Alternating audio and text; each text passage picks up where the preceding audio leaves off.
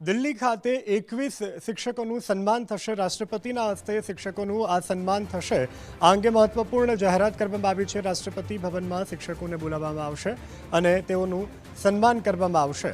તો જે પ્રકારની જાણકારી પ્રાપ્ત થઈ રહી છે, ઉચ્ચ શિક્ષણ ક્ષેત્રના શિક્ષકોનું સન્માન થશે। શિક્ષક દિવસ નિમિત્તે આ સન્માન સમારોહ યોજાશે। દિલ્હી ખાતે ગુજરાતના પણ 2 શિક્ષકોનું સન્માન થશે। ગુજરાતના બંને શિક્ષકો કે જેનું સન્માન થવા જઈ રહ્યું છે, આઈઆઈટી ગાંધીનગરના મિથુન રાધાકૃષ્ણનનું સન્માન થશે। અન્ય છે એનએફએસયુ ગાંધીનગરના પ્રોફેસર સરવૈયા, જેમનું પણ સન્માન કરવામાં આવશે। તો ગુજરાત માટે અને દેશ માટે, શિક્ષણ જગત માટે આ ગૌરવપૂર્ણ ક્ષણ।